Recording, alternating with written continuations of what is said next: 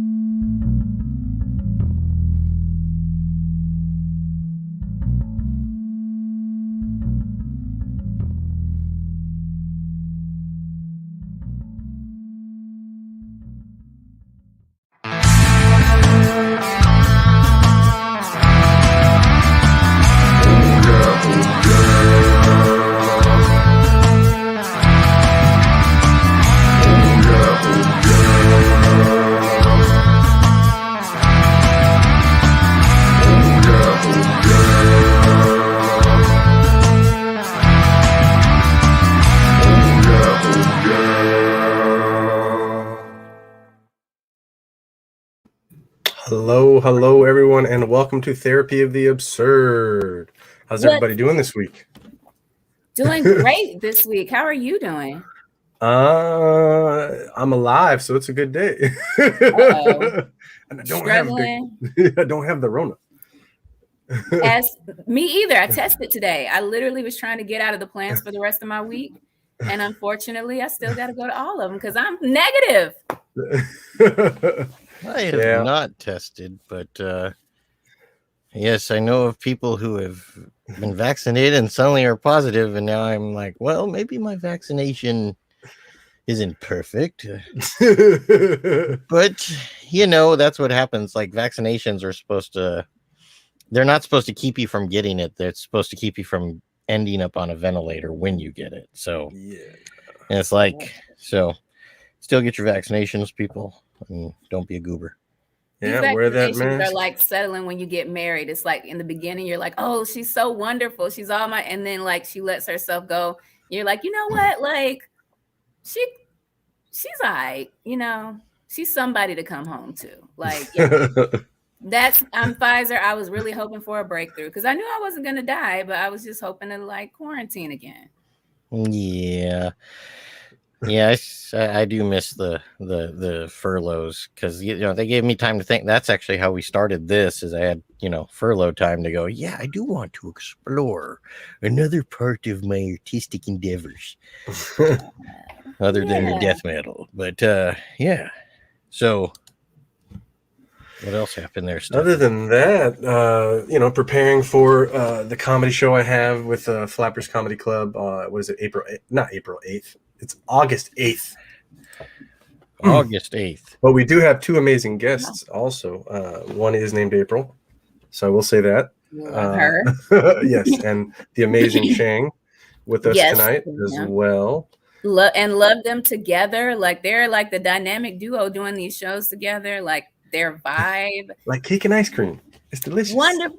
The wonderful energy vibe people we got tonight.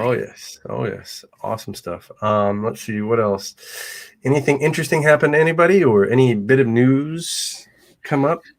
Well, go for it. I found my belly button. Was it inflamed and or dirty? Like, when you found it, was it pissed off? Like, where have you been? It was at a swap meet on a blanket next to a toaster. Ew. That's for our 90s fans out there. Oh. Okay. Like it fell off, like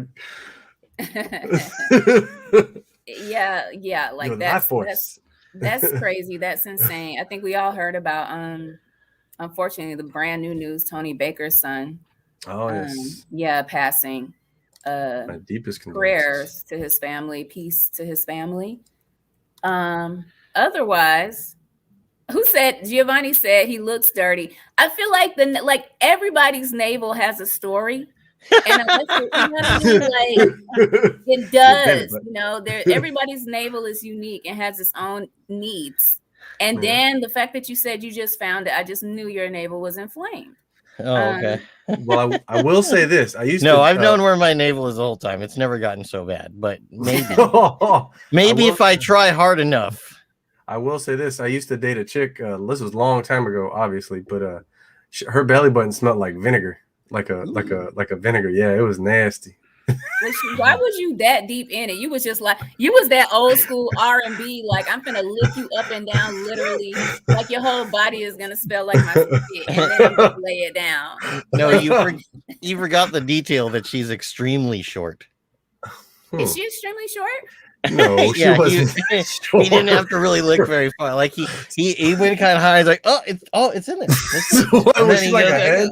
She was like a head with two arms and a big ass belly button. Like, I'm not gonna stick my tongue in there. I'm gonna stick my nose in there and just swirl it. It's like trying to drink a soda by biting the edge of the can and putting your nose in the hole. Yeah. Like I got. Nobody does that. I got one of those. Clean behind your ears, clean up in your ear crevice, clean in your navel, go all the way in. Like that's how my mom was. She was like, your navel is gonna smell horrible if you don't get all the way in there, clean in there. So like what am I doing today? They gonna notice it stink. Like, well, I think that's why the vinegar. With Stefan, he gonna tell everybody it smell like vinegar. Oh my God. Well, wait. What if that's because she learned like at a young age that keeps, certain infections that don't really exist from happening. And she's just kept it since a young age because her mom told her, you gotta vinegar up that hole, honey.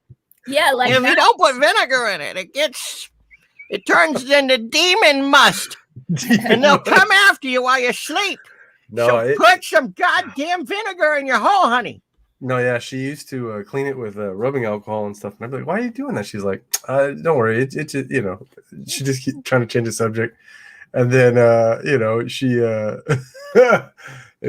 I ended up smelling it, and I was like, I understand why she puts the rubbing alcohol in there. I got it. Yeah, the funny thing though, like, yeah, maybe that's just her natural smell, like her natural come hither odor.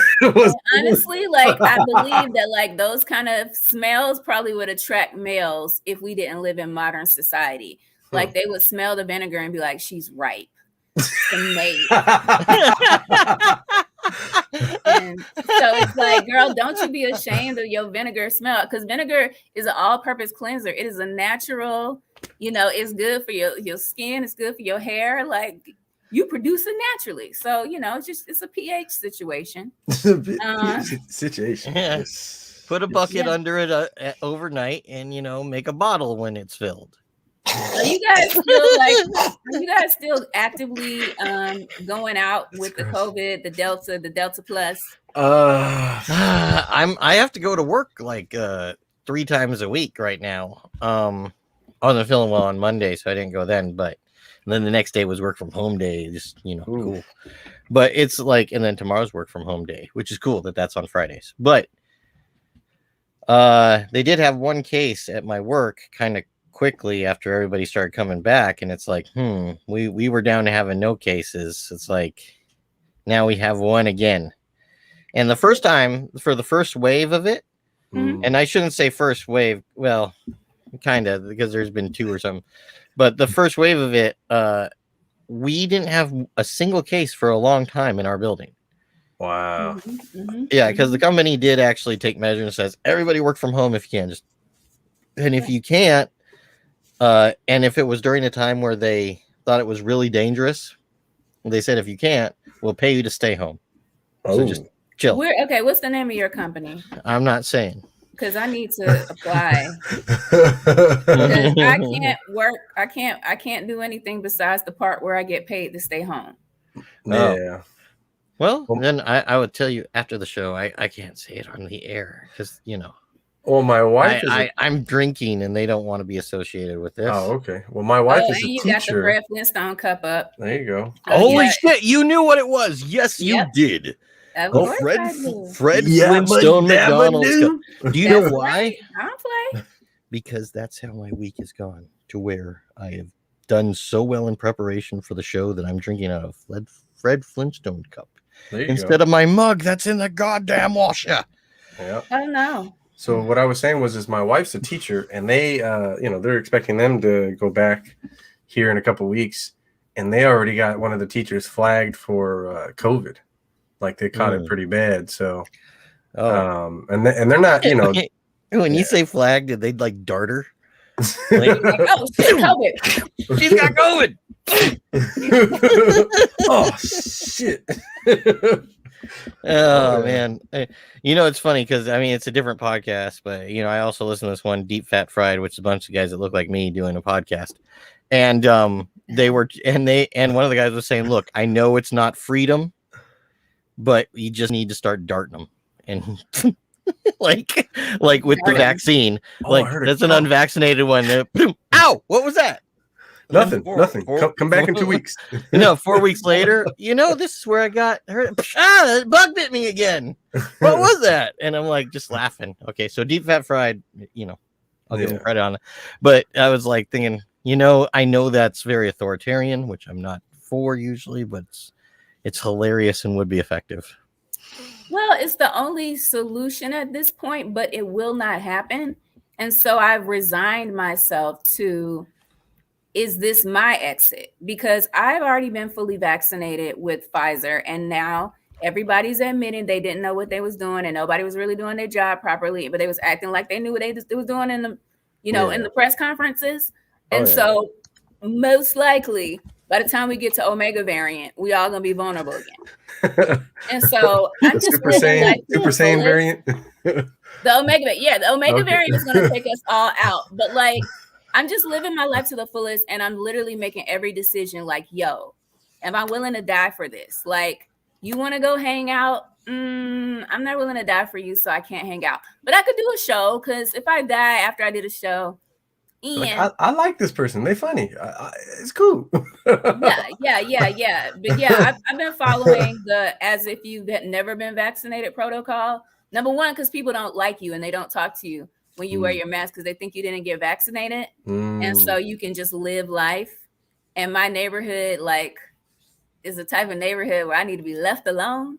I'm not very neighborly, and my neighbors forgot that I'm Black. They're like, "Did you see that Mexican kid running around in the skateboard?" And I'm like, "Do you see that I'm Black? You're just gonna be outwardly racist in my face, and I'm gonna have to educate you." Jesus, where's my damn mask? Look, profile me. Keep it moving. No, it was on was Instagram. One of my friends posted a video. They found a video. There was a guy who said that he was going to wait a year to get vaccinated. He was 39. He had 4 or 5 kids, and he was married. And nah, man, he got it. He got it real bad, and ended up in the hospital. And you know, once that breathing machine comes on, you know something's about to happen, and that's just the beginning of it. But I did hear about this story. Yeah, I did hear about this story. I did hear about the story, and they said, man, father of 5 in Las Vegas dies of COVID after being diagnosed after getting badly sunburnt at the beach. Yep. At the hospital. And I'm like, wow, that story should just be man makes lifetime of bad choices. Yeah. Like, for real. I'm just thinking like, like, really, brother? Like, you're doing all of this.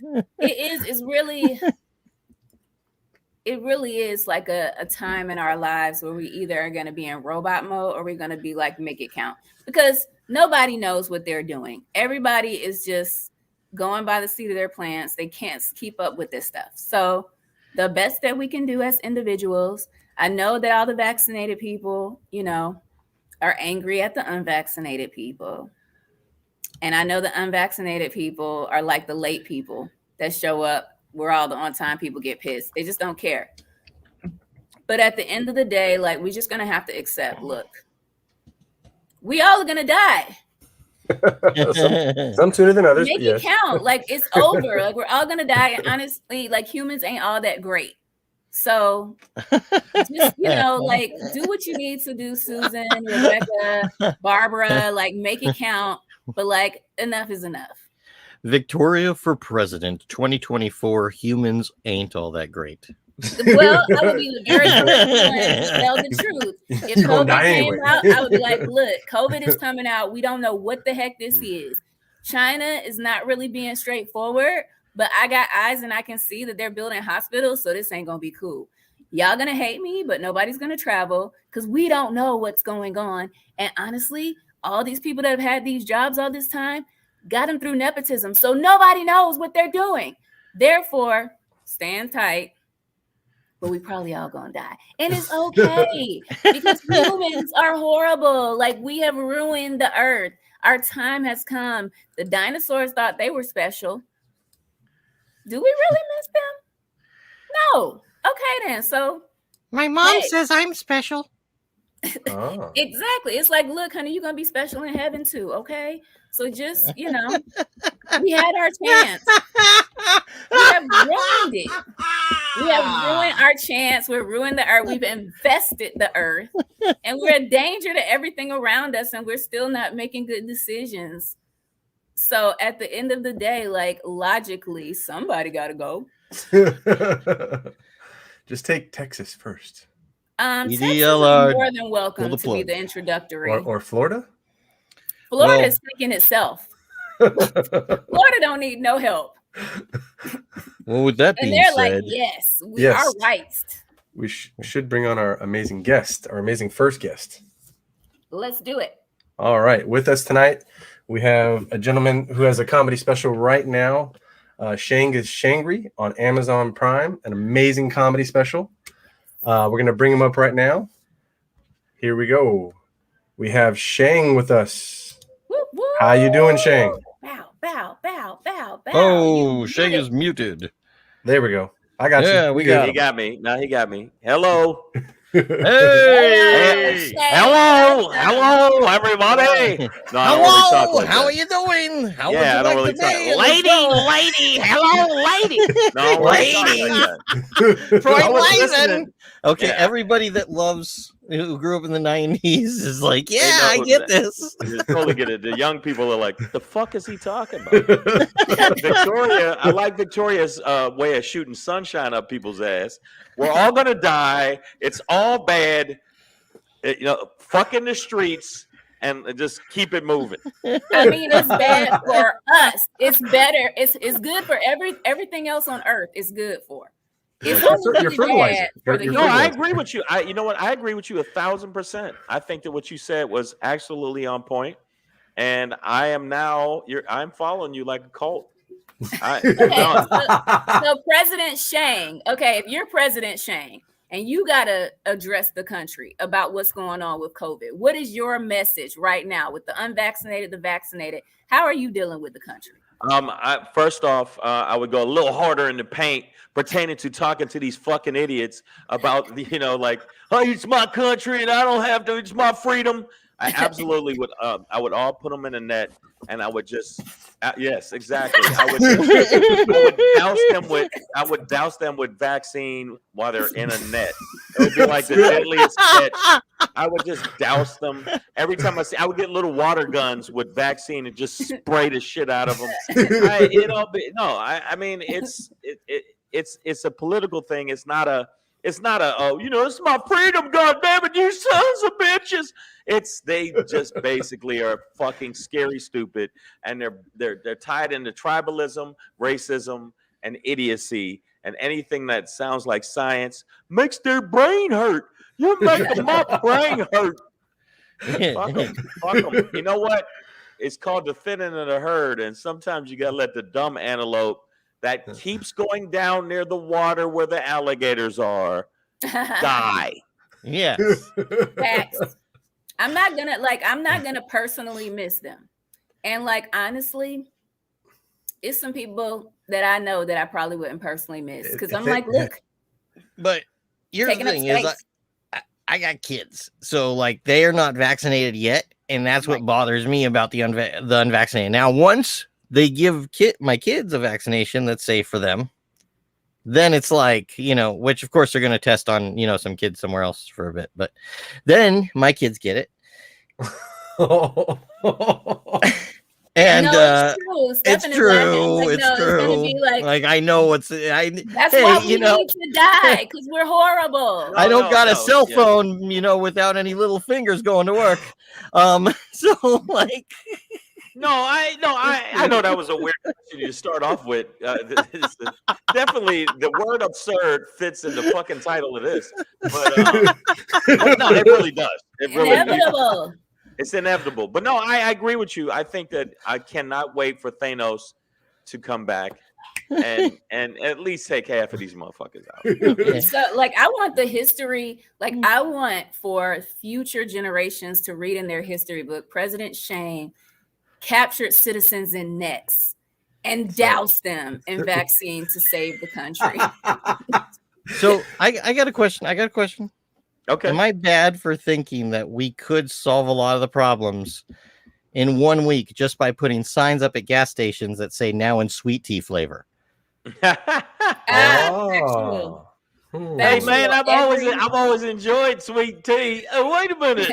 Oh, I'm vaccinated now? You sons of bitches. But goddamn it was tasty. I'm gonna tell you right now. I'm gonna give it to you. You meant vaccinated. See, Shang took it to vaccinate. I was thinking just gasoline's in there. Oh, you're just gonna kill him. No, that's wow. See, I thought that was a clever way to give him the vaccine. You, excuse me, the writer of Saul. What the fuck? Serial killer.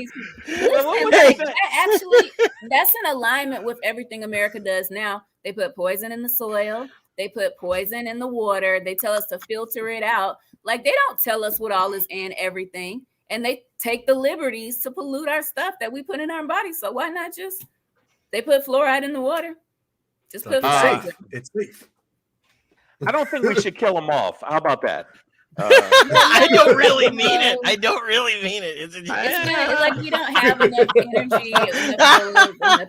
There's no point in killing them off. I'm just saying, like, it's like, okay, when white people that are super rich start going off in space and the moon starts changing its orbit and we're supposed to be getting crazy floods, like, the writing is on the wall. Our time is limited. Wow. Like it is, like, and it needs to be, because we need to restore balance. And like, so I'm not rich enough and I have no desire to live on Star Trek. I do. You want to live on Jeff Bezos? I want to live on Saturn or Uranus. I want the Mars with the women with the 3 titties. Yes. I want to be up there, and anybody I don't like, I want them to be near the bubble, and I'm going to poke a hole in it so they can be sucked out. I would love to live on another planet if it had a little bit more semblance of empathy and humanity. This country is really separatist and bullshit, but I'm still not going nowhere. My family is here, and I'm going to live here. But I really do agree with you that I hope the plants eventually or something weeds us out, and weeds us out. That was a pun, people. I don't usually do puns. Anybody who come see me do stand up, I won't be doing a lot of puns. Definitely not. The stand up special was fire. Thank you. And my new stuff about baby nunchucks, I think that's going to be a good one. Tying babies together and using them like nunchucks to fight the cops. I'm going to fight the cops with baby nunchucks. And I'm telling you, the cops will not shoot me if you got 2 babies tied together and start swinging them at them. Oh, my God. Yeah. And so I think that, especially if it's little white baby nunchucks, they're like, whoa, don't shoot him yet. All right, I'm a little edgy. All right. So I love all kids. I have kids myself. I love the children. I just think that we should corral them. That's all. I do love that. What a better way to bond today, Shang, by both of us having jokes. We had to go, wait, it's a joke. Yeah, you have to go. I don't mean this. I don't want people like, I watched that theater of the whatever it's called, or therapy or something. That one guy, he's just he wants to tie babies together and fight the cops. What kind of? Nah, I'm gonna tell you right now. This is the real. Victoria, you are absolutely on point. I've talked with this is the first time I talked with Dan, and me and Dan definitely have beaten a couple baby seals to death once or twice in another lifetime, not this lifetime. Not this lifetime. But I mean, we both were like, "What you doing? I'm gonna go out and beat some baby seals."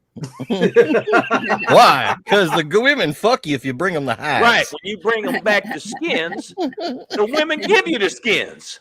That's the way it works, baby. That's the way it works, baby. No, you get them the steaks, you get the steak drapes. There you go. Okay, that visual. Thank you, Nick. Nick Craft Crew, one of our usual viewers.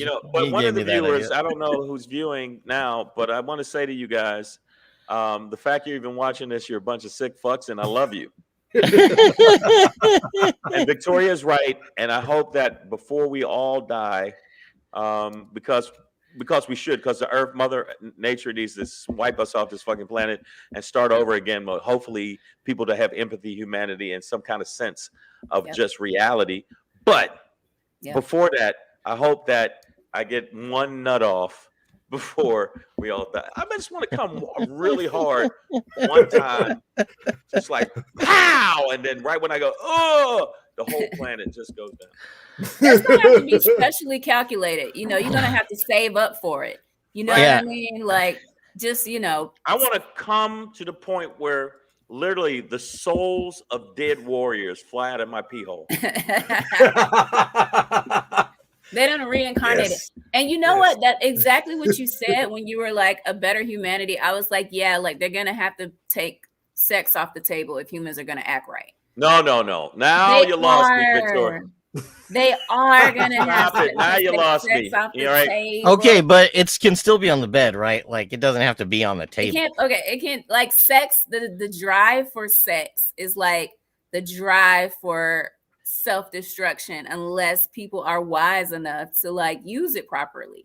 So I feel What do like you a use? lot of What do you use? Pussy for evil? Not good. What do you mean? no, Use it like you do. wisely. Okay, So don't. we Which all one have did a friend. Kardashian do? Huh? Which one did Kardashian do? Good or Which evil? one did Card? Okay, how about how much more sense would Khloe Kardashian make Oh, I without thought Kim. I Tristan guess I'm older. Thompson's dick doing what it do? Oh, And then how much better would Tristan treat Khloe if his dick wasn't doing what it do to everybody else? I have no idea about this story. My references were dated back like years. I do have a good question for Shang, actually. So Shang, tell us about the bet that you made with your friend that got you on stage the first time. Ooh. Oh, what? The one about fucking his mom? Oh yeah. Ka-ching. No, that's what. No, that one was. I won that bet. Listen, I was waiting for that story. Yeah, I was waiting for that story. No, I was waiting for the fuck the mom story. Why am I surprised out of all of us in the feed? Dan is the one that is like, hey man, you're not gonna do this. Bend her over the pool table at the Journey concert. You're not gonna Jodie Foster her. Oh no! I would put her on a pool table. I mean, I can say that because Me Too wasn't really. Then you could say, yeah, bend her over a pool table. Why Steve Perry sings a Journey? Yeah, I remember that movie. Yeah, that was. You remember that movie? That was a bad movie. I used to love watching movies like that as a kid for some reason. You used to love multiple pool table rape movies. Mm-hmm. Mm-hmm. You are the woman I want to marry. And like burn the bed movies. Burn the bed, stab him, shoot him. But no, the $50 bet was the guy was like, man, you think you're funny. I bet you $50 you won't go on stage right now at this comedy club. And I was like, fuck you, feed you rocks and take you swimming. I'm going up there. And I went up there and I did good. My first joke was, I made a joke about that albinos were cremated they were cremated and made bottles of whiteout. That was my first joke. Where that's where they did with all albino people. They would cremate them, and that's how we got bottles of whiteout. There you go. And then my second joke was about Godzilla fucking the Statue of Liberty, because that's the only vagina that could accommodate Zilla dick.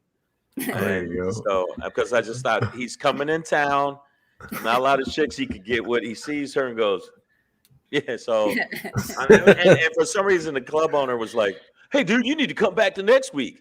And then my dumb ass came back to next week. I did good the first 7 times.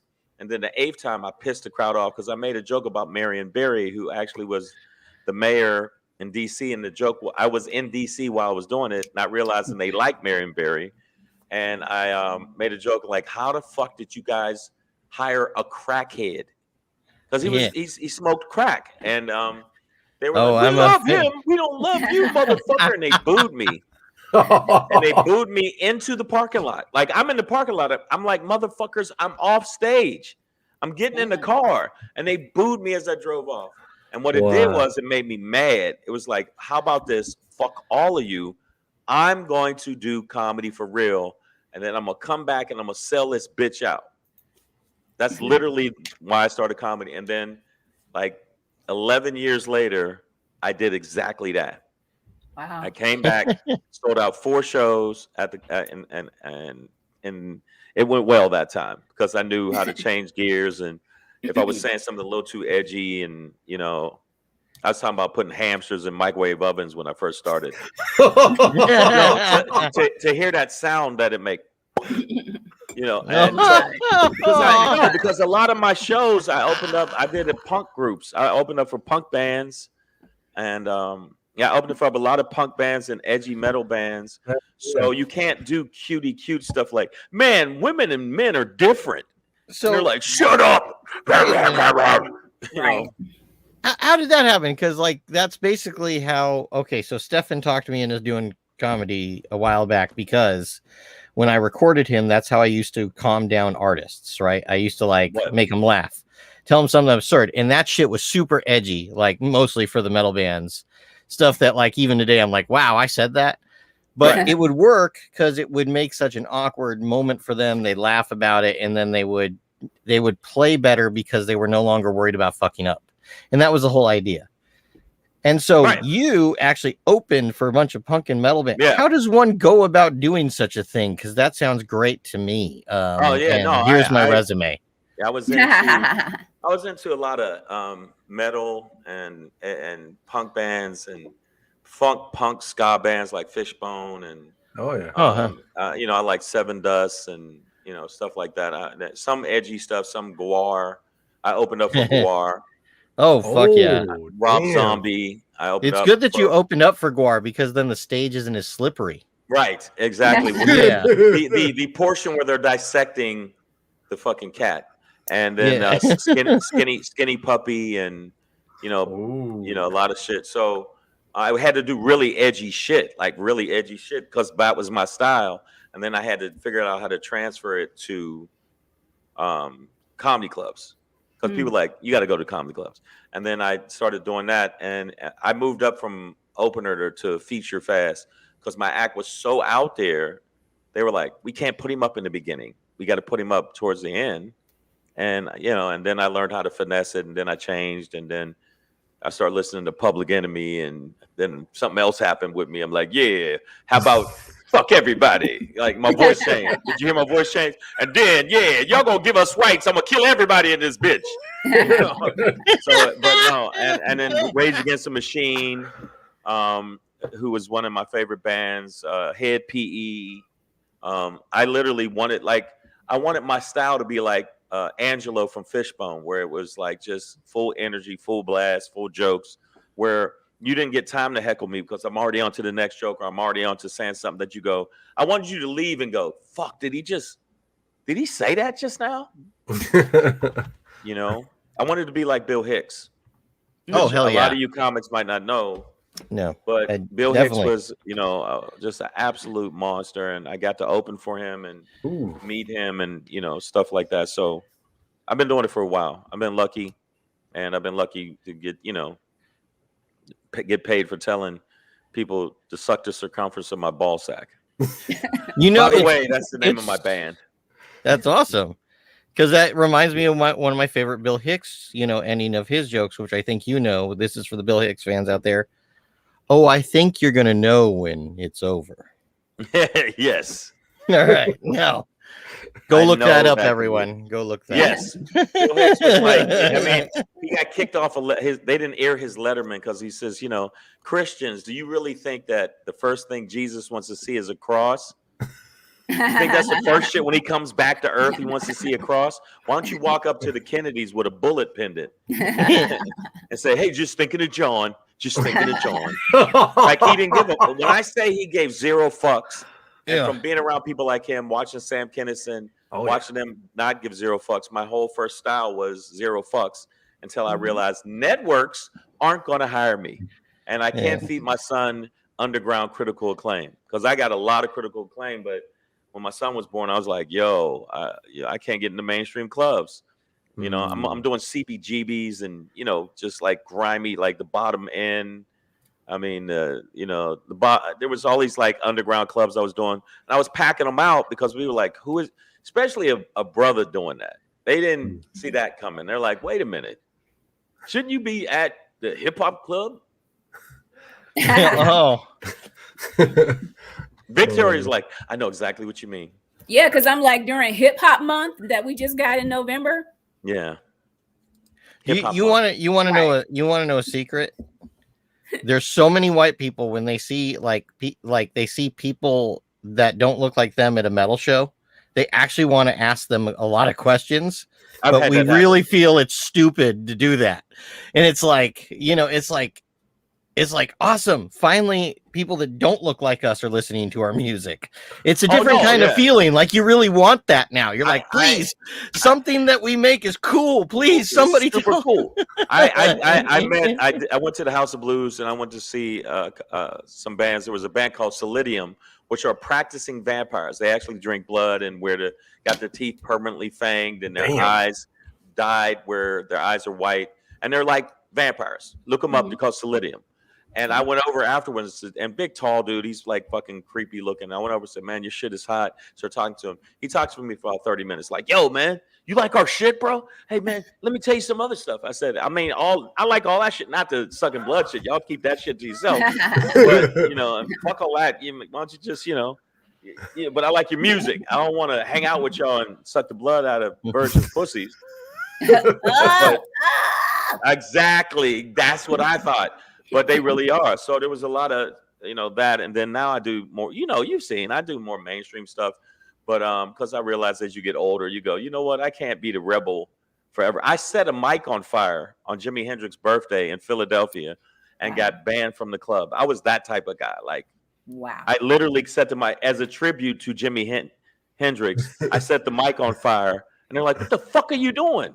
And I made sure it was the last show. And I made sure I killed first. So it was after I killed, then I did it. And then, they were like, when they said, what the fuck are you doing? You should have said retirement plan. Because now basically, you've got a story to tell for the rest of your life. Where you set a fucking mic on fire on Jimi Hendrix's birthday. And guess what? You banned me from your club and you can't take that away. Right. Oh, no. All the comics are like, was talking about it for a while. And then I met George Carlin in Vegas, and that was some wild shit. What happened with that? What happened with that? Oh no, he came down. He was in the 5,000 seater upstairs, and I was in the 200 seater that was at midnight. He came downstairs because he couldn't sleep. After he would do a show, sometimes he couldn't sleep. He would just pace around and shit. And he came down and he watched me, and I came off stage, and I didn't think it was him because I was like, "Is that George Carlin?" You know how you look at somebody and go, "Is that George Carlin?" And it was him. And he's like a crotchety old. He said, "Hey man, I like you. You got balls big enough to come in a dumpster." And I was like, that's the best shit anybody's ever said to me in my life. Oh, wow. And I put that on my resume for 5 years. And at the top of my resume, George Carlin says, balls big enough, because I was doing really, really, really hardcore shit. Yeah. But people and I could only get an audience after midnight at Catch a Rising Star. Because they wouldn't book me on the regular 8 o'clock or the 10 o'clock show. Oh, wow. And I was there with the Outlaws of Comedy. It was called the Outlaws of Comedy. And I would do shows with them down there. And I was one of them. But it was weird because I was the only brother that was doing that. But it wasn't like I was changing my style or trying to be like rock and roll. Because for me, rock and roll is music. It's not white music. It's music that happened to be based on black music. It happened to be based on black, because the Rolling Stones pretty much was the blues. The blues, everybody knows. Yeah. I mean, I don't want everybody in the feed, I don't want anybody in the feed to be like, shut up. Let them be who they are. We ain't concerned. No, the people in the feed, you know what? It's cool. I mean, but I told you, babies, nunchucks, let it happen. Okay? Baby nunchucks. Baby chucks. I endorse this message. Yes. Do you feel like the really dark, controversial, I don't give a F material that you do, is that a reflection of you, or is it more like your, shadow side? Is it like, because like I have a very dark sense of humor, but I have a very dark perception of the world. But it's not like I'm not gonna like. It's not, I love people. I love kids, like, stuff like that. But I believe what I say. But at the end of the day, like some people say really dark stuff and they're like, it's just my persona. Like, this isn't who I really am. I know that you're controversial, but like as dark as you get, like, do you feel like that's straight up Shang? Is that me? You mean? Absolutely. Mm-hmm. No, I mean, like, no, I'm not going to walk around and, stabbing people in the head with a fork unless, but no, I mean, no, I it's definitely a part of me. as I get older, I'm more mellow. But like the younger me, absolutely, it was me. I absolutely. We used to go to punk concerts to purposely beat up the supremacists that would come to the concerts in the mosh pit. We would wait for them to come around the mosh pit and wait for them so we could fuck them up. I was kind of a psycho, a little bit of a psycho, because what they would do is they used to come and they would stomp women, and they would come with razor blades in their tongue and slice people in the mosh pit. And the mosh pit was supposed to be just to get aggression out, not to hurt each other. Yeah. And so I was like, well, if you want to go there, and me and a friend of mine slammed one of them through a table like WWE. It was great, and messed his back up for a long. I saw him like years later. He was all fucked up. I'm like, yeah, but that was me before. Now I wouldn't want to do that. But when I was young, I was like, yo, I actually enjoyed it. There was a scene called Straight Edge, where there was people that didn't do drugs, but we did extreme shit. Mm-hmm. And I was down with that. I was down with the Black Rock Coalition, which is a group called Living Color, Blackosaurus Mex, Lenny Kravitz, that played because they were blocked out of. They thought black rock and rollers couldn't exist, and then they started building their own brand, and I was down with them. Vernon Reed and all of that, and then they would be like, "Hey, man, you want to open?" I'm like, "Oh, fuck yeah!" And then I would get $50. I would open, but then I'd get that audience when I started doing stand up and comedy clubs. All came to the clubs. They came from the little dives to the clubs, and it was freaking people out when somebody came with a 12-inch mohawk, with staples in their face. That wasn't exactly the comic strip audience. Yeah. Right. So we're going to bring on our second guest with us to do this next segment. We're going to bring on April, who I also know from Crazy Woke Asians, Flappers. Here we go. April Weber. April. There she is. April is muted now. We need to unmute the April. There you go. You're unmuted. So you're going to interview April now, right? April, you are. No, not yet. We're first going to talk some shit, right? Yep. I'm going to put it up right now. We're going to talk some shit. Oh, talk that shit. That's what we're going to do. Talk a bit of shit. Okay. And this is a presentation about talking shit.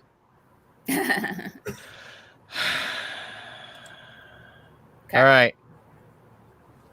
So, Stefan, we picked Senator Ted Cruz, CDC, making decisions based on politics, not science. I don't think they're making it based on politics, actually. No, it's. I think it's a deep-seated hatred for change. Oh, really? No, not at all. I think it is absolutely based on politics. I think it's based on idiocy. You know what? I see Cruz, and I always think, I just want him to be attacked by baboons and face raped. Yes. Because nobody likes you, Ted Cruz. Nobody likes you. Even the other senators are like, fucking Ted Cruz. With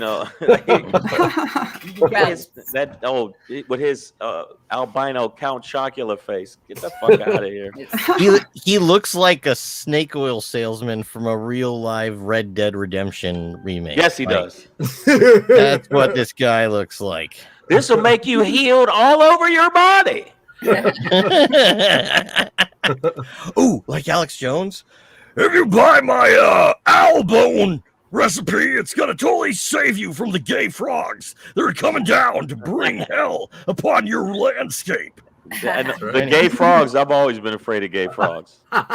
Seriously. Damn. April, do you know of the gay frogs?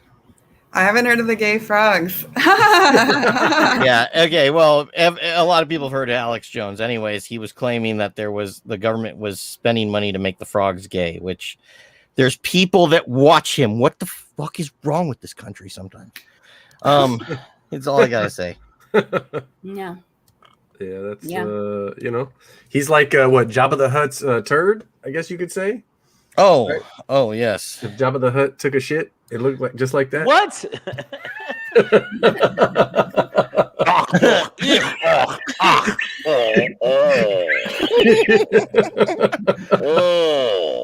Solo. On me bookie, don't get but not go give what not go with. Oh yeah. Oh, I know there's somewhere in Iowa, there's a nerd jacking his dick going, did he just speak Japanese? Yep, I did. Please. I did for 3 words. I said Han, my boy, in Japanese. Han, me boy. Okay, but your mouth. So- Okay. Yeah, I'm a white guy with a beard. What can I do? I know this shit. Well, if you start going into Klingonese, I'm gonna dive out of there. If he starts going clock clock, ich clock. Yes. Oh, Klingonese. oh shit. Oh. Klingonese. That sounds like a horrible No, it sounds SDI. like something that that's it. Klingonese. Where the doctor just goes, nothing we can do for you, man. You're just gonna have to screw that penis off and give it to somebody else. Hey, April, I wonder if you could talk some shit about this. Oh no, not the anti-vaxxers. Oh, no. I went to an office today to visit one of my customers, and I said, "Oh, you got vaccinated, right?" I'm vaccinated, and she's like, "No, I'm not getting vaccinated." Like, oh my God, why are you getting vaccinated? Wow. You didn't have a reason. She's like, I'm not doing it. Well, I think her reason was the boyfriend. Wow. I always Yeah, gotta I like like the it. people that said, and this is not, a dig at religion as a whole, Right. which I do in a different show. But this is, people that say, God's going, I've got God to protect me. And my answer to that is God sent it. Right. My answer is like, I mean- God, don't even know. How do you know God is really checking for you like that? Well, Like, actually, I think they're depending on everyone else to get vaccinated so that they don't have to worry about it. I agree. I mean, if I could get away with it, I would have did it. Because the truth is, I didn't want to get vaccinated at first, because I just felt like, I wanted to wait and see, because I know that they do the crash test dummy thing with Pokemon.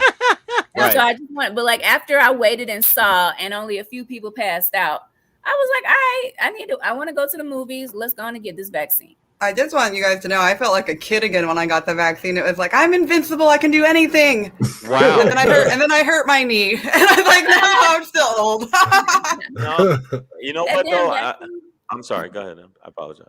No, I was just saying that damn vaccine. It didn't No, protect me. then you know what? I will talk about religious people, because there's people that were like, well, I'm okay. I'm covered in the blood of Christ.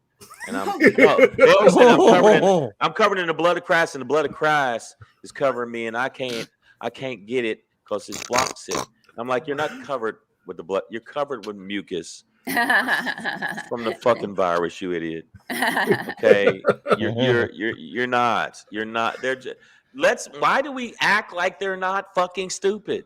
Well, They're but here's the stupid. thing is that even if you don't even have to like deny the existence of God. You just have to look at them and go, how do you know that you're on a You're the certain one. list? How do Right. you know you're on a certain list? How do you know that? How do you Satan's know which not list waiting for you to on? suck his Satan balls. Like, how do you Yeah. know that God cares whether you're in heaven or on earth? Like, why Right. would God care where you at? Or you're not on God's list because Satan's down there going, can't wait to put my cock in you. Like, I mean, and it's going to be a horny cock with little fish hooks on the end of it, and he's going to fuck you forever while your mother watches. Oh, that That's- was Oh, You that's know, really so- bad. Yeah. No, I'm just saying. They feel like they're anointed before that. And if you look at the people in the picture. Look at the dude with the white beard. Look at the guy in the middle. Come Careful, on. that could be me when I'm older. That If I is- lost a shit ton of weight, You know what? I did not mean to No, correlate. just- The idiot. There's no way you're an idiot. You spoke Japanese. yeah, There you go. yeah, idiots can't speak that. Yeah, Yeah. I'm you know what? sure- I will agree with you publicly on that. Let's talk Yes. about it after. Yeah. No, I'm just saying. I think that April. I felt the same way for a second, but then I thought, I know viruses mutate. Like Mhm. even day one, I thought, I know viruses mutate. I know this is going to be a political thing, and I know that there's going to be a ton of people that's going to dig their heels in and be like, if Biden likes it, I don't like it, so I'm not going to do it. And then when their lung is falling out of their asshole, and then they still like, whatever. If God means it for me to die, I die. I'm like, well, maybe So- you are on his list. Well, how mean, about all these this is- people? Sorry. No, you go ahead. I was gonna say, how about all these people getting rewarded for getting the vaccine? I think know. I that's got great. mad that I missed that round. Yeah, what the know. hell? I Someone got just got pissed. like 2 weeks of free vacation. People are getting cash. I was like, where is my prize for just doing the right thing? Thank So you. I think you need to. There's this beautiful show called American Dad that had a great episode that puts things in perspective for me. And I know it's weird that I'm bringing this up, but they had this episode where Stan found out that the parents of Francine were leaving all the money to her sister. And they got upset, like she doesn't love them. And when he finally talked to the parents, they go, no, she has you and she has herself and she is strong and she can take care of herself. Her sister is dumb as a bolt and needs all our money. And that kind of puts something in perspective. So my sacrifice is I'm not getting the vacation for getting it early, but I'm okay if people are getting the vacation to stop being goofy. And not in a good goofy way, like a bad goofy, like that guy that touches people on the bus bad. Oh, you mean not Jared Fogle bad? That's even more goofy. We're not. That's even. Oh, okay. Yeah. Wait a minute. I touch people on the bus. What is that? No, but I'm talking about I'm a unconsensually. bus toucher. You're a bus toucher. I mean, I touch people on the bus. I finger bang them while you're not looking. Who doesn't do that? I mean, there's a whole like section of porn for that. I mean, who does? Molested on the bus. Victoria, act like you never did it. I ain't Whatever. They're right where it need to be. Okay, you never. So I'm the only one on this podcast that finger banged the stranger with their permission. Let's be clear. Okay, It was consensual. Yeah. Consensual. Excuse me, but I'm a white man from the suburbs. I've only done it on a ski lift. Honestly, That just might hurt based somebody. on like how COVID spread so fast because people wouldn't wash their hands. I just have an unconscious belief that everybody's next, like just dirty and marinating in their own juices. So I can't be fingering nobody in the butt. I would agree with that because when I was in El Camino College, your boy went to the bathroom and washed his hands. Before I left, I saw these two dudes. I swear they was in stalls. I don't know what the hell they did, but they didn't wash their hands at all. Oh yeah, one was a classmate, and it was the second day of school, and he wasn't there the first day. And he walks up and he's like, "Hey man, how you doing?" And I go, "Elbows." Oh yeah, elbow. Just get away. No, but I got the vaccine done early on because of my kids. Yeah, and I just thought, and also I eat all kind of other weird shit. You know how many weird? Ladies, I don't want you to think I was talking about that. It sounded like you were though. I made a few strange. I just feel like I've taken Tylenol and taken medications. I go, I don't fucking know what's in that. And especially when black folks go, they're trying to get us. They could have been got us. They could have been got us with like, hey man, eat this bacon. Bacon fucks you up too. But I love bacon, and I'll never. And I love bacon, and I wish somebody would try to stop me. That's when I'll be right there at the Capitol fighting. You're never gonna take away my bacon. That'll be me. So speaking of a guy who regretted taking the red pill, guy who spent $30 million building Trump's walls looking for buyers. So this guy spent $30 million thinking that Trump was going to continue to be president and things would continue his way. And now he's like, oh shit, I need money. And he does not talk that way. I just don't want to be stereotypical at this moment. He looks like he's looking up going, God, are you up there? I need some cash. Yeah. Wow. He really did this? Yeah, he built this, and it's like, look at that. It's like, just put alligators in your moat, bitch. It's like he's got a moat. I hope he dies penniless.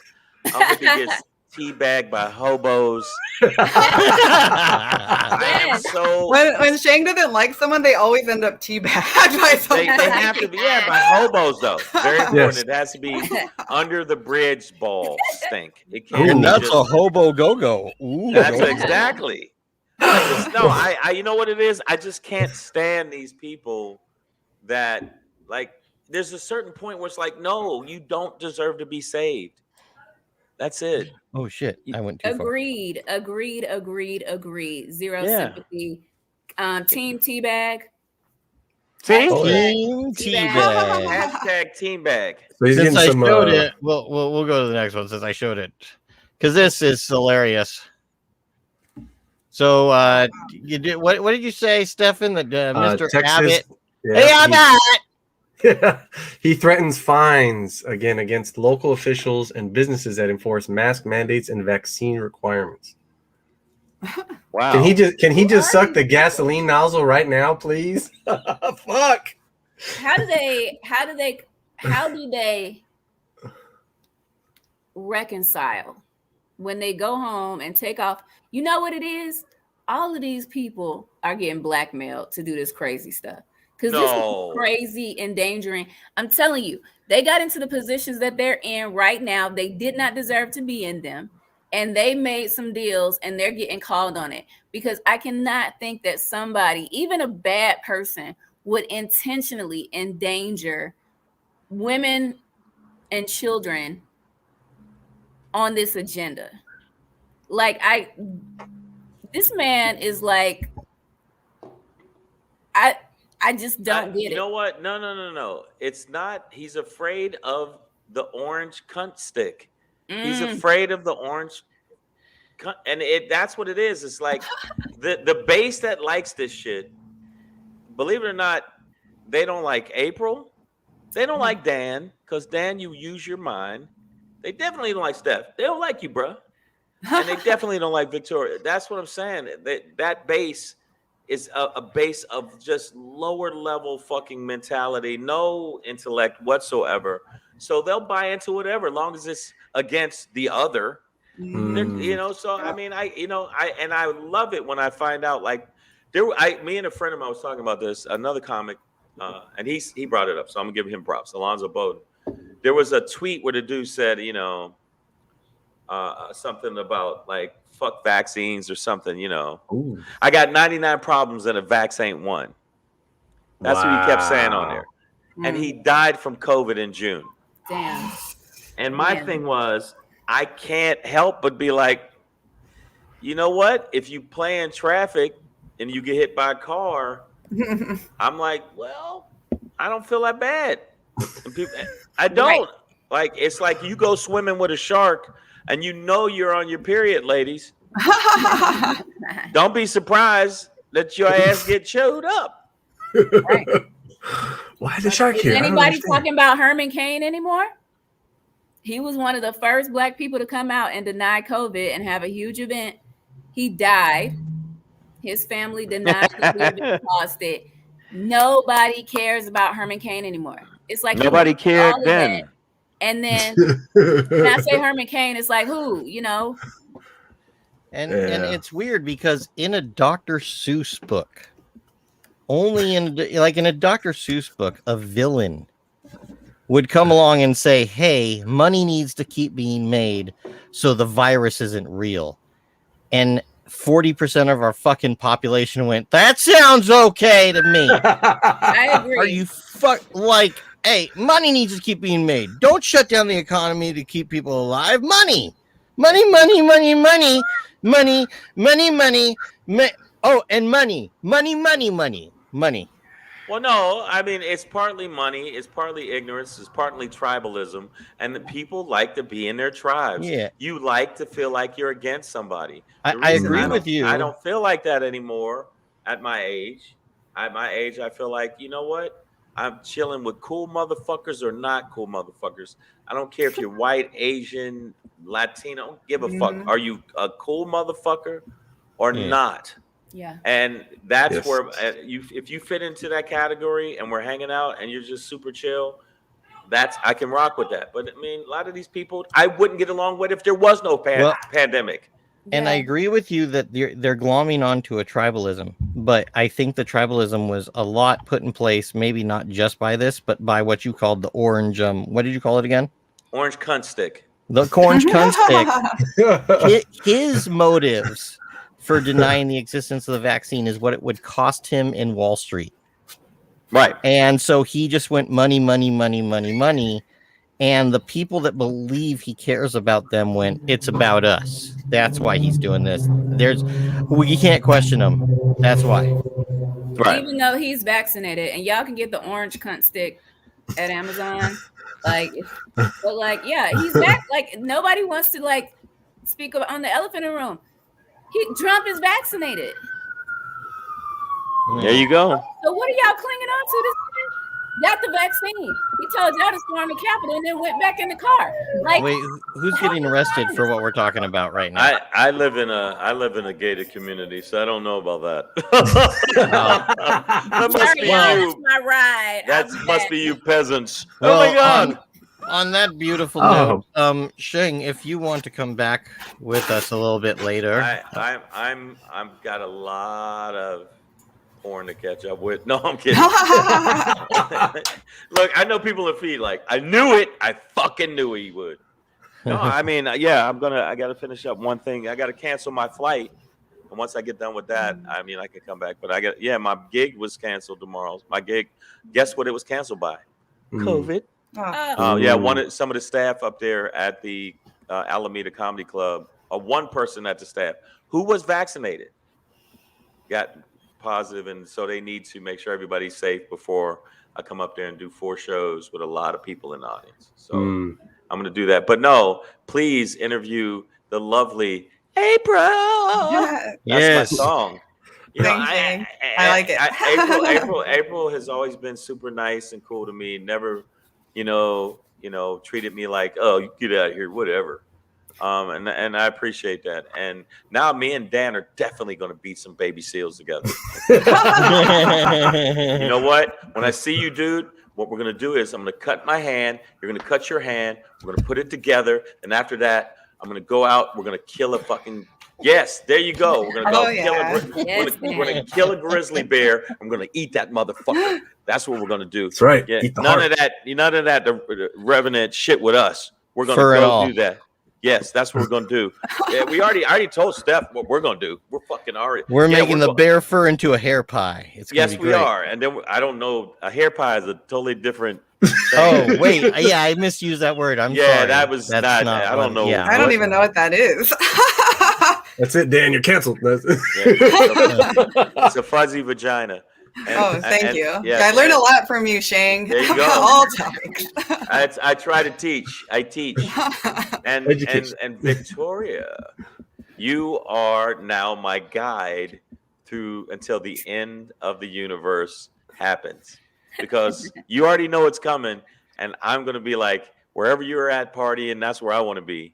Yep. And when the meteor hits and the dinosaurs come out the ground and they start eating us, taking the earth back, and the animals take the earth back because they aren't trying to fuck each other over some bullshit and not telling each other, you wear a mask, you don't count. You're not an American because your epidermis is a different color. So I'm hanging with you. All right. What's up? Enjoy your interview with her. Let me cancel this Southwest flight. Fuck, this is bullshit. You got this, Shang. All right. Thank you so much, Shang. Awesome. Yes, awesome stuff. Later, guys. Woo! Join Laven. April, oh my God. Hilarious, funny girl. We just did a show together too. Ooh. Nice. I'm so happy to see you. You're always so beautiful, always so bright and friendly. Thank you for coming. Yeah, thank you, Victoria. Thank you guys for having me. Oh yeah, definitely. Thank you Appreciate for joining us. Let's see here. Well, the first thing is you have to ensure our audience that this is not a house arrest collar on your neck. It is actually. Definitely not. But I like what is that thing? I don't know what that is. It's neat. Oh, thank you. Appreciate it. So, what made you get into stand-up comedy, April? I was so I'm an alcoholic, so I'm sober now, and I was at a meeting, and there's like 700 people at that meeting, and they asked me to do 10 minutes. So I did my 10 minutes, and afterwards they're like, "Oh my God, you should do stand-up!" Like maybe like 5 or 6 people, And I had just broken up with my boyfriend at that time and quit my job. So I was like, yes, I am looking for something to do with my time. So I took a class and I loved it. Nice. I mean, what can you not like about it? You get attention and approval. I feel like I get all the attention and approval I didn't get from my childhood. Damn, it's so true, right? Yeah. Ah, So good. the damaged children of the world are the comedians. Yeah. Do you ever get the wrong approval? Like, What do you mean? like where they're like, you're good at math, and you're like, that's great. I actually do, and I love it. I love the Asian stereotype. It helps me out all the time. Like, oh my God, she's got such great work ethic. Oh my God, she's so smart. Oh my God, I just know she's good at electronics. You know, none of them are true. I was always For speaking me. from personal experience. You're like, you're great at math. I'm like, I don't really want to do math. Yeah, I'm bad at math. I had to study really hard to get an A in that class. Oh yeah, I remember. Oh man, I'm not. Yeah. I was in there morning, afternoon, and after school to get that A. Oh yeah, I remember staying after school or coming in extra early just to oh man, oh I don't. Shapes don't make sense, like the geometry. I don't understand this. And then during quarantine, I do remember you were still doing stand-up. Like some comedians decided to not do it. The first, I don't know why I remember, but I remember the first time I saw you perform because you did your set and then like you texted me. I was like, hey, thanks for coming on the chat. And I was like, oh my gosh, she is so nice. And then I followed you on like Instagram and you were like liking my, and I was just like, this is like the sweetest person in the world. Who is she? Oh, I remember that. You had like a plant in your background and you were laughing and you're like the nicest one on Zoom when it was like, oh, how do we do Zoom shows? Like, this is so hard. Like, yes, like I was overwhelmed with like your level of just being so genuine. And so cool. And then also just so funny. Like, I love your style. Your persona is like, boom, it hits immediately when you get on the stage. Do you wish you ever like, and then like you've been really busy since things have opened back up. Very busy. Is there anything you wish that you knew starting out that maybe you had some challenges with that, you know, if you knew then what you know now, you wouldn't have gone that route? You know, the only thing that I think I might have done different, and I actually probably wouldn't have because I learned so much from it, but I was such a perfectionist when I started. I felt like I had to get my set exactly word for word. And that made it like very like, you know, very formal, not very funny.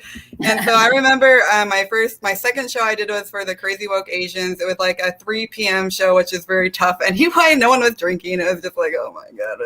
And I went on after Percy, who's like a very loud and very funny guy. And I would just remember like, oh my God, no one's laughing at all. Like, this is so rough. And now what I do is I just have fun. Like when I go to a show, I just have fun. And whatever like touches me in that moment, then I go with that material, whatever it is. And I don't take it too seriously anymore. I mean, it is comedy. Like, so you're just up on stage going off like, you know your material, obviously. You know what you want to say. And you've been doing it a while. But when you get on stage, you just let it go. Yeah, like I was at a Shindig show, and it's at this church, actually. We figured out that we could do shows during COVID at a church because it's nonprofit. And so we were doing shows, and I remember I met this guy named Brian Matthews, and he's like, I'm from Fontana. I was like, oh, that's great. The 909. I'm from Lake Elsinore. So my whole bit was on Lake Elsinore. He came up, he called back the Lake Elsinore, and then Eliza Schlesinger was there. And she called back both of them, and she's like, what the fuck are these people talking about? Fontana and Lake Elsinore. And then she went off on like LA, but it was kind of cool. I was like, oh my God, how am I at this show? I'm sorry, but you actually made me think about how I think it's funny that churches register as non-profit. I know, but they make so much cash. Like one church. Yeah, but non-profit. There's two spellings of profit, and that made me happy. Oh, the play on words. Well, it's accurate though. I mean, how many like that. prophecies have we seen lately? Like church's history class. Yeah. Anyway, I brought it down. I'm sorry. I know. Wow. I heard wordplay and I was like, ooh, no, this is very beautiful wordplay. I must share with the class immediately. I have So, never heard that, and it's so true. Yeah, So- that is actually good. while doing comedy with all the Stop Asian Hate stuff, have you experienced any crazy stuff doing any of the shows? Not at all. I Oh, okay. haven't experienced at all. The only time that I talked about it a little bit was with actually Margaret Cho. We were talking okay. about the lady that got beat up in San Francisco and then beat the guy up. And we were Oh, like, there you yeah, if that ever happened to us and we were jumped in a bathroom or something happened, ooh, the crazy Asian bitch is going to come out. Bring it on. That's right. Yeah, but I actually haven't experienced any of that hate. The only time in my life that I actually had that happen was like in kindergarten, and someone called me a Jap girl and a gook, and I was like, I don't know what this means, but it's hurting my feelings. Yeah. And Yeah. I actually, that when I was young. yeah, you got it too, a little bit.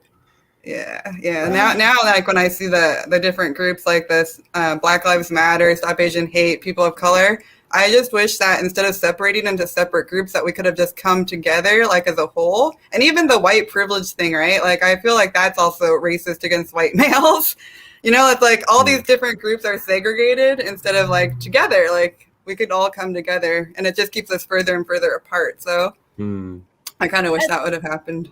I think eventually, based on, we're going to need to work together because natural disasters are happening more and more. Like we're not going to be able to rely on what we're used to, as often. And so all of these, things that divide us are going to have to go on the back burner at some point to work together. At the end of the day, when I saw what was happening to Asian people, I was appalled. Yeah. And I felt devastated that it was happening by random citizens walking down the street, just shockingly. And I can only imagine the fear that, anyone that is physically, presenting and looks Asian could feel just walking down the street, not knowing if someone's going to jump off and attack them. So, Yeah, I agree with that. But I think just because it hasn't been so public like it has with other cultures, it's more shocking, right? Because we haven't seen it before. But like when you see it with other cultures, it's like, well, we've seen this over and over, and we get desensitized. Yeah. But I think equally important is everyone that's been attacked, right? It's not just Asian people; it's all different colors have experienced this in some form. I do feel like the core of hate and the core of abuse has to be addressed. I do feel like when it comes to Black people and Black Lives Matter, it should have been an immediate statement being made because the principle of hate and violence is happening. Even with children at the border, like Black Lives Matter should be, very active in talking about children being separated from their parents. Like it's all the same energy. Yes, exactly. You know what I mean? And like we have to have principles across the board. LGBTQ community, like it's justice or it's not justice. And so do I believe that the people that choose to overlook what's happening are going to be allies to people that are hoping to make a change? No, but I think that it's okay. Like all we have to do is bring it to the forefront. Look, this is happening. We need for it to stop because it's dangerous and it's harmful. And also it goes against your own humanity if you're the person that's doing it. Yeah, all hate is wrong. Right. So it doesn't need to be, like you said, allocated.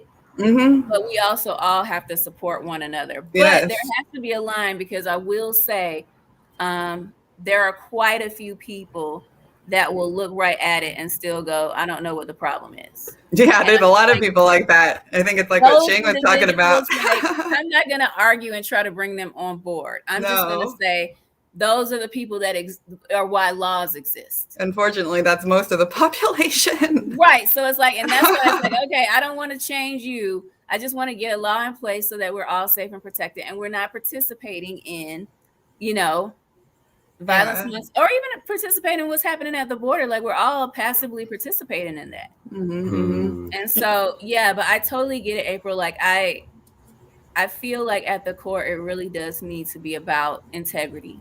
Oh yeah.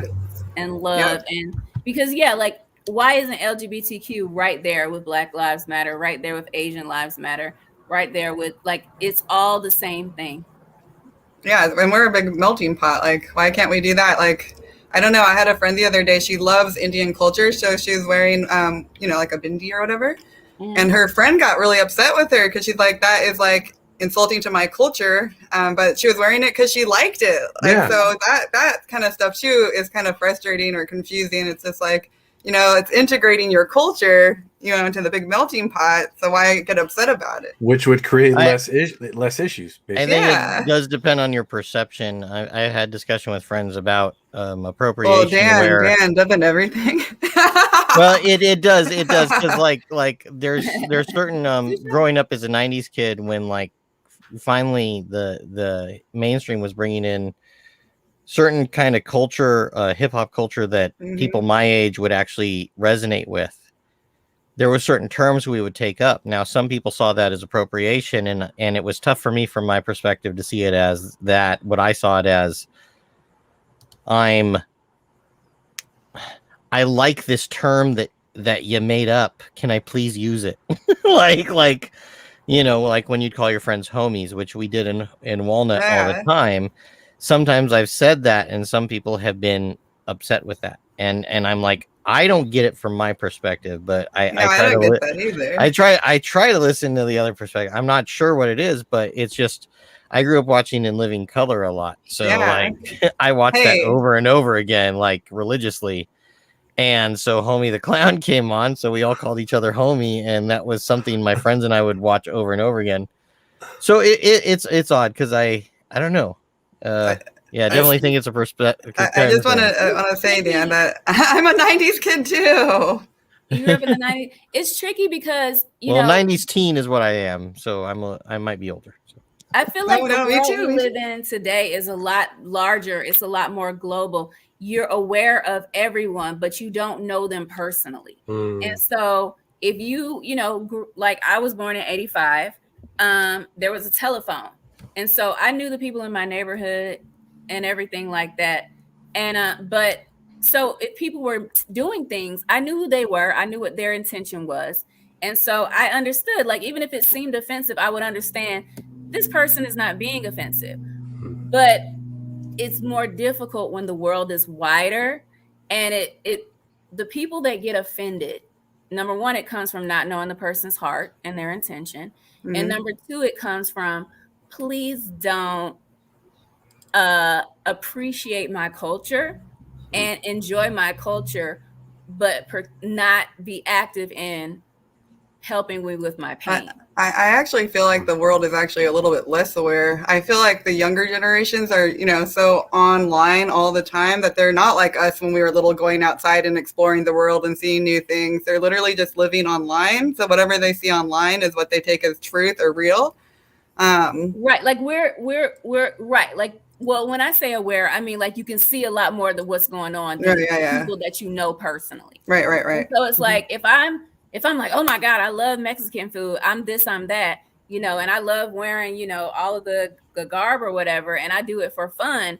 But I know America is like doing this stuff at the border to Mexican people, and I have nothing to say about it. I'm in no way helping them at all. And all I'm doing is just taking after their culture. It feels more like you're taking the good, but you're not really. You seem like you're appreciating the culture, but you're not appreciating what's happening to the culture. I don't know, though. Like, for example, like my boyfriend is Australian, right? So he has a green card.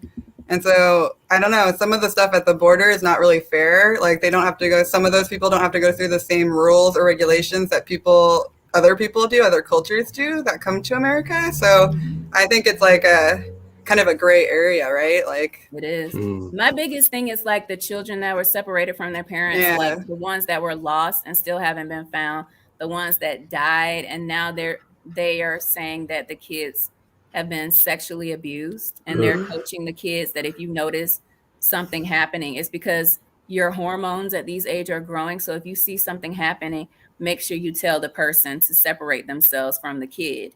So I feel like it's very inhumane. And and I think that honestly, if they weren't Mexican children, I don't know that they would be treated like that. And I don't know that them being lost or dying from stuff like the flu. Yeah, that's it crazy. would fly like that. So I don't know if that I kind of believe stuff- that. I think that can affect any culture. And I mean, if we look more on a global scale, then that happens everywhere in the world. So It could. I mean, it So could they be might other look at you and than. go, like, if you want to like celebrate our culture, why don't you step in here and use your voice? Since you do have privilege as a citizen, use your voice to speak on or do something about what's happening to my people. yeah, I agree with that. That to Ruth, it doesn't differentiate the sick-minded. That's right. Yeah, sick is sick. I mean, I think people would be a that lot like more outraged if they weren't Mexican children. Is what well, I think if they weren't foreign children in general, I mean, like even I they don't wouldn't agree be with outraged. that. I think I'm not sure, outraged when but kids get hurt no matter what. You know, well, no, like, people are outraged with kids, why are they but still there's entertainment there's facilities and this nobody's saying anything? probably well, because they but don't know where there's to put this them. because there's a psychological phenomenon called the monkey sphere where a person can only care so much about people within a certain capacity, and that sphere has different levels. And one of the biggest problems is if they're from a foreign place, you don't, unfortunately, even if you care about people and you have empathy, you have to really actively do it. You have to really actively do it, because what is natural is for you to think of people that are so far away from you as they don't matter as much as the lives closer No, to me. I don't agree with that. I'm from Korea and I'm adopted, and I just don't agree with that. I think it really depends. Well, it is a theory. I mean, it's a Depends on the psychological person. theory. Yeah. And on a lighter note, I know we're getting kind of heavy. Well, I like these conversations because we No. get to like share how we feel, you know. And you know what's good about them too is we can disagree and it's okay, which a lot of people can't do that anymore. No, Like, that's true. so it's really nice to be able to have different opinions and still be like, I don't have to go like, fuck you guys, I'm off of here or anything like that, right? Like, Well, I do try to that. remember. It's just about like everybody sharing their perspective. Like people need to understand how people are feeling when they're getting accused of cultural appropriation. Yeah. Like everybody needs to get their point of view out. Yeah, I agree. And it's nice that we can do that on this platform when like you see like whole families break apart, like we're a Republican, we're a Democrat, oh, I hate you, we're never talking again. Even though we've known each other like 50 years. Yeah, like whatever. Right. And like and people are different and everybody like has a different way of Well, I mean, that's also it's a different psychology. The families are going through that is because they're the more conservative families believe in the honor thy mother and father, which extends to your uncles and your grandparents and stuff. So if you don't just agree with them right away, they get upset, and the more they're into that, they're just on a lighter note. Who were some of your favorite comedians, and of those, what joke have you heard that really like touched you from one of your favorite comedians? Touched me or made me laugh? Made you laugh, touched your heart, touched your. You know, I have to say, I like Shang, who was just on, has a bit about his family, and it's like a real thing that happened to him. And my dad passed away last year, so when I heard him talk about, the passing of his dad, where he says like, "Oh, I went to the boardwalk with my brothers and uncle, and we let the ashes go," and then they just blew back onto me, and he said, "I can't get rid of that motherfucker," or whatever he says at the end. I'm just, I was like, oh, okay. Like, because that was a really tough period for me. That's actually why I got back into comedy during COVID, is because I got so dark when my dad passed. It's like, I don't know what to do with all these feelings, and I'm trapped inside. I have to let them out somewhere. Oh, no, I feel you. So that was like really cool. I really appreciated hearing that from him. And I like Ali Wong's joke where she's like, she thought she trapped her husband, and then she ended up paying for all of his loans, so he really trapped her. I thought that was good. Oh my god! And then the other comedians that I really like, I like Bill Burr. I was actually really fortunate to get to see him twice at the Venice Compound. I like him because he says whatever he thinks, and he's not letting the public eye stop him from saying that. And the same with Chappelle. I think. That's pretty, and I know that you just got to see him, Stephen. I'm trying to figure out how I can get to Louisiana in September for that show. Wear a mask, April. We love you. We want you to be safe. But I want you to see Chappelle. Thanks, Victoria. Oh, yeah. He's got a documentary coming out, actually, based on all of last year's shows that they had in Ohio, out in the cornfield. That's so cool. Oh yeah, and then I was just a few days ago. He replied or said a statement on Instagram. I don't know if it was intentional or maybe it slipped. I'm not 100%, but he just finished filming his new Netflix special. Chappelle did. Oh, awesome. Yeah, I love it because I love that he can just say whatever he wants, and now he's like, if you want me, you're gonna let me do my thing. Yeah. Because I don't like how that's happened to some of the comedians, like where they, can't say exactly what they want to say now because we're all too sensitive and the climate this or the climate that, and I got to publicly apologize for something that I said like 20 years ago. Like, that's not cool. Yeah, I say, someone's already apologized several times, and they fucked up. Granted, there are some people that obviously, that can apologize all they want. Like Harvey Weinstein, he can apologize and still he can go die and choke on a bag of dicks. But if it's something where you said a joke that maybe offended a lot of people, but you apologized, not necessarily because you felt like it, but you just wanted to get it, apologize, be cool. And then people still harp on it, then I think that's the general public's fucking problem. Just turn it off, swallow your pride, or just like stop tuning in. You know what I mean? Yeah, if the apology is sincere, it's best to give that person the benefit of the doubt. But honestly, I feel like if the person, because a lot of stuff happens unconsciously, like they really don't know. And so it's, look, I'm sorry. I didn't realize what I was doing. It was back then. I'm genuinely sorry. Like, you have to let it go. But if they really meant it and if they still believe that, I think it's important for the person to stand by what they said. Yes, they might lose out on a lot of opportunities because it's a capitalist economy. And it's driven by groups. So if you offend a group, you're going to lose that group's money. But at the end of the day, you will carve out your niche based on who you authentically are. Mm-hmm. I actually think that asking questions out of ignorance and saying things that are stupid that may, make some other people stupid has actually taught me, or made me look stupid, has actually taught me a lot. Yeah. I think sometimes you have to put the thought out, whether you think it's stupid or not. I think there's a lot of people that sometimes harp on, and there's different opinions about the guy, but Joe Rogan, where, he said this stupid thing. And it's like, yeah, but because he said that stupid thing, the smart person said this thing back, which you learned something from. Oh, yeah. So like, if I'm going to be a dumbass, I'm going to be a helpful dumbass and say the stupid thing. So we all learn shit. Mm-hmm. Like, I will hit the tree. I mean, come from where you really are, and like, be open. That's the other thing. Like, don't be so defensive. Just be open. Like, okay, I was not aware. Mm-hmm. Thank you for letting me know. My sincerest apologies. I was not trying to hurt anyone's feelings. And then if people still want to hold that on to you, then that's about them now. Well, because they're not giving you a chance to. So sorry to be that guy, but we've gone a little bit late. Do we still have Shang in the backstage? No, we do not. He had to go. Okay, he had to take off. Okay, April, do we still have you for? I know we're going a little late. Can you stay on for another segment? Yeah, of course. All right. Let's keep the party going.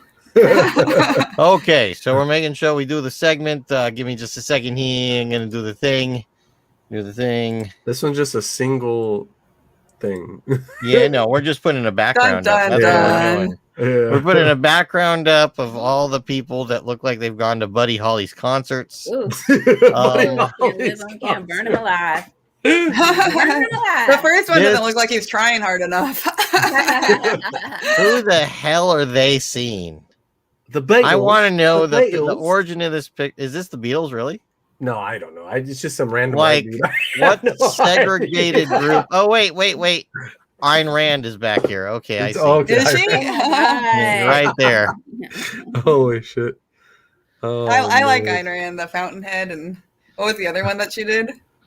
Oh, those are interesting books. I like BioShock, which talks about the outcome. You're talking about the video game? Yeah, that was based off of Ayn Rand's books. Oh, okay. It was based off the possible outcome of Ayn Rand's books. Yeah, wow. Great video game. Is it on Steam? Oh yeah, you can get BioShock. Yeah, all the BioShocks. It's interesting.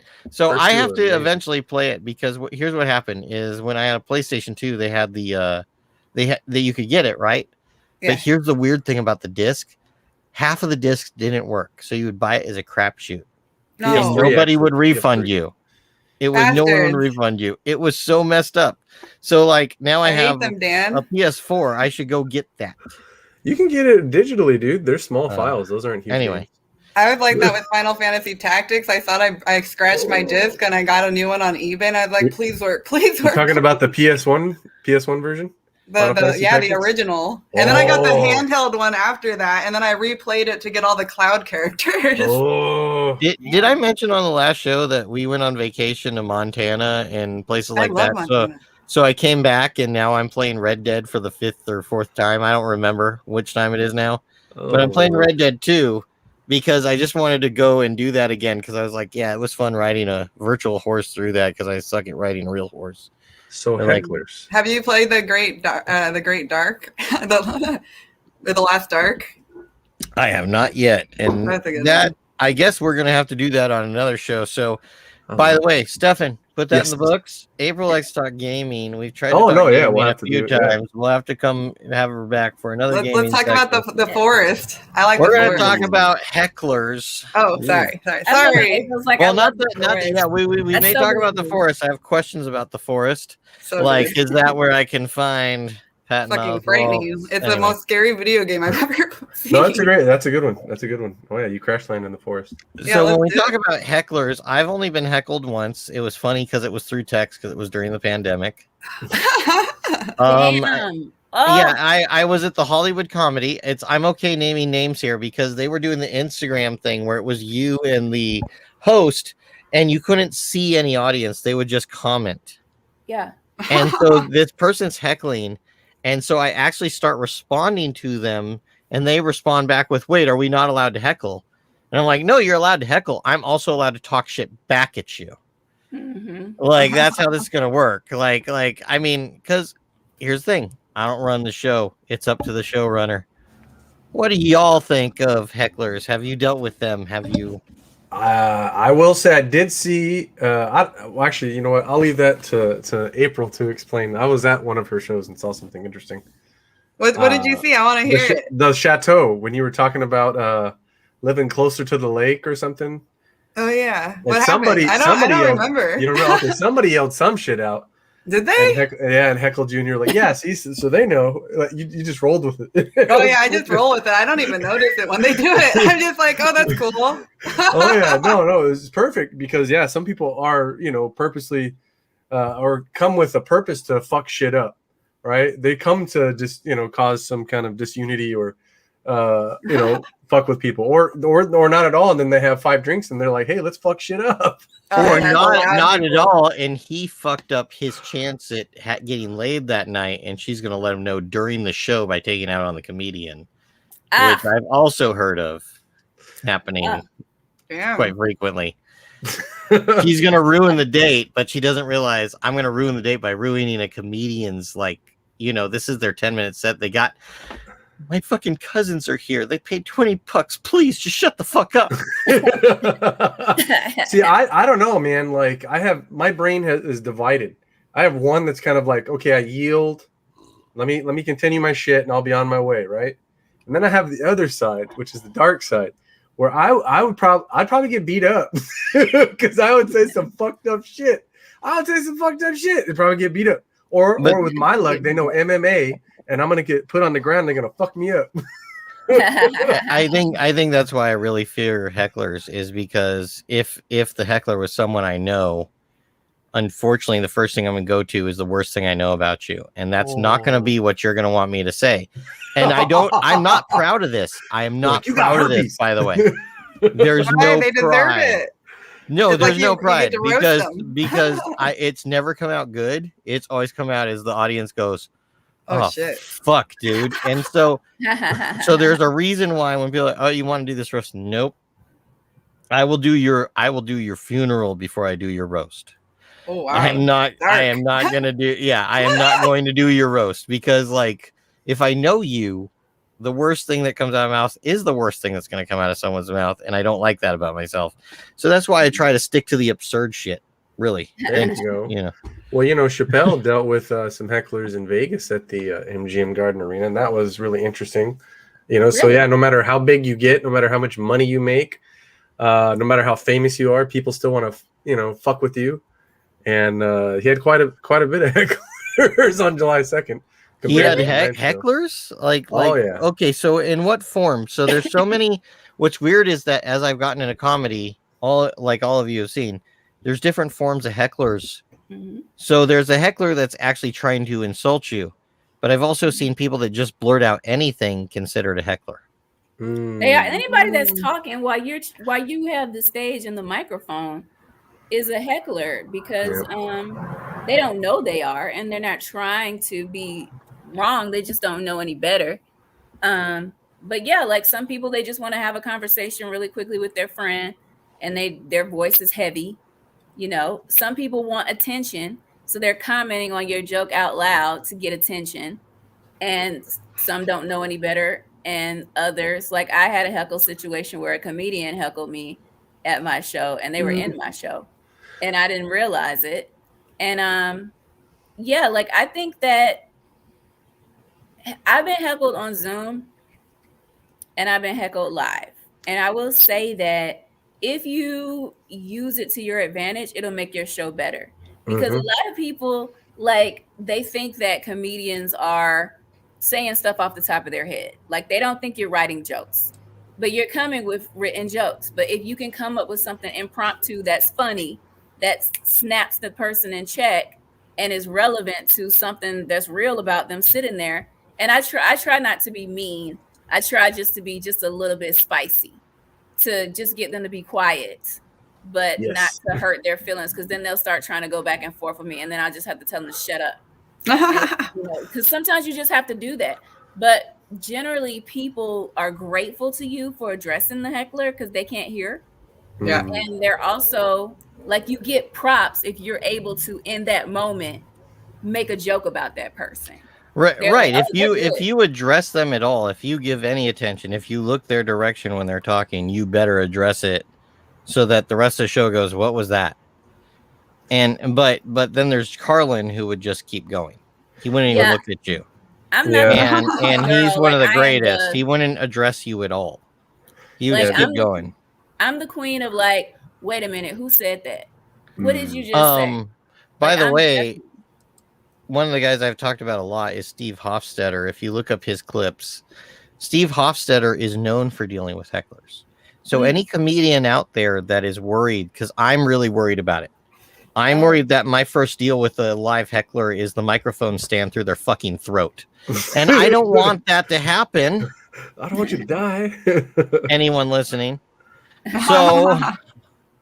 So I try to watch some Steve Hofstetter because he's a great comedian in the first place. He has great acts.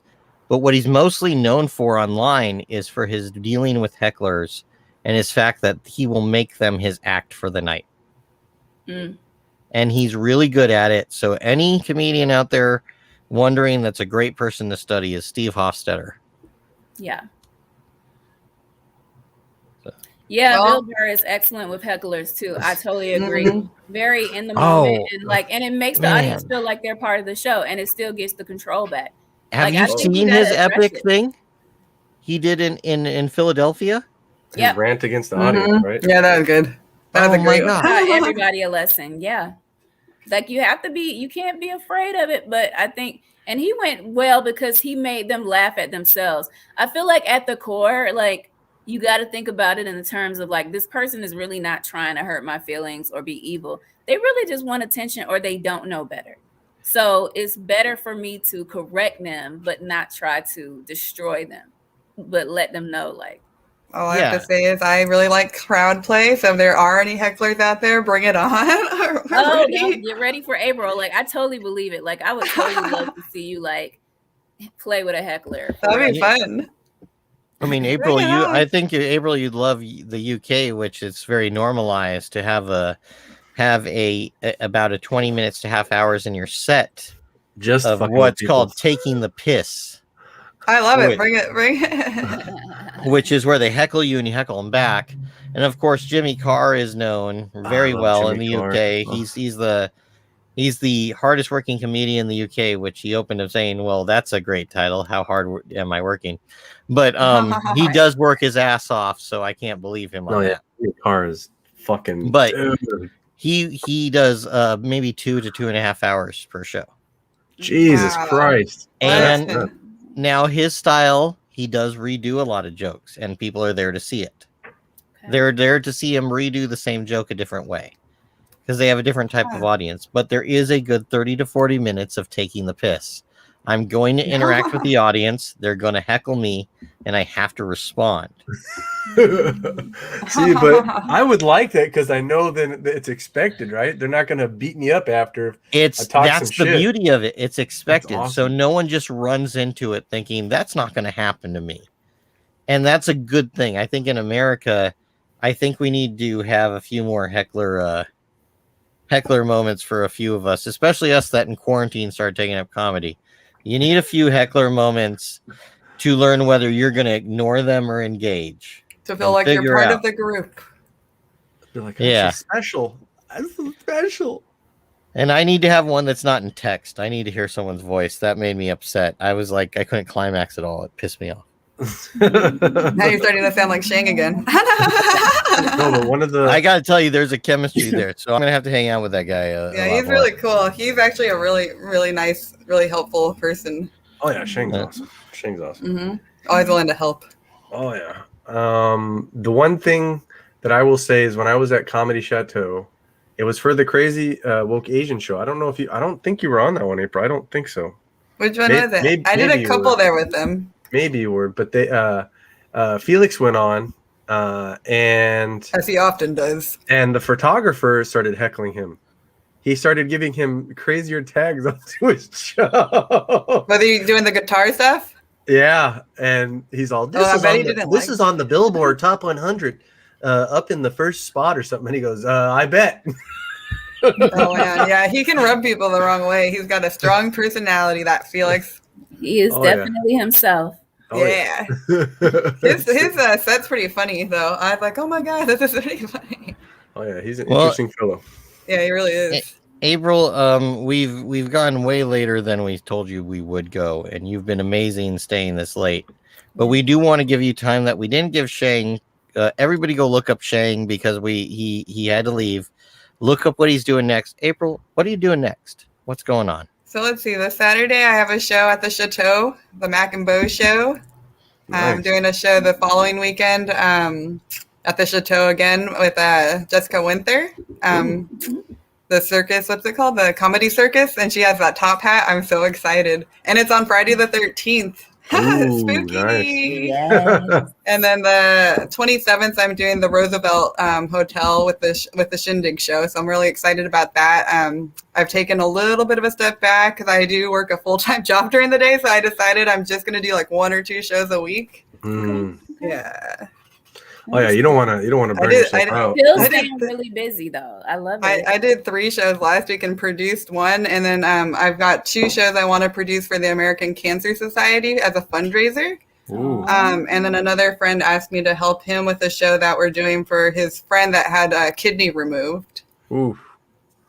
So I like to do the fundraisers too for the comedy. It's really fun and rewarding. Oh, yeah. I'd love to do some cancer benefit shows. That'd be great. I lost my mom to lung cancer, so. Oh my god. Oh yeah, I'm with you. Yeah, we'd love to have you. There's another couple of girls that do the shows too, Jeremy and Lisa Gottman, and they both had cancer, so and they're survivors. So wow. That's awesome. There's a community out there. So. Oh yeah, but we'll definitely have to have you back on here and Shang back on here with us again soon. Love at it. some point so we can talk. And some anybody video else got anything going on before we leave? Victoria? Yeah, next week I have a show coming up at the Chateau on the 12th, and then I have another show coming up on the 13th. It's in San Clemente at Knuckleheads, Futurist Female.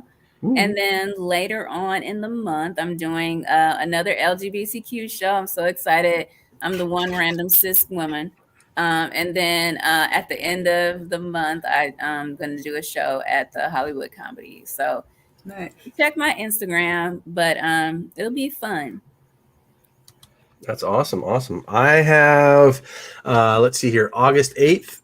It's a virtual comedy show for the Burbank Comedy Festival for Flappers.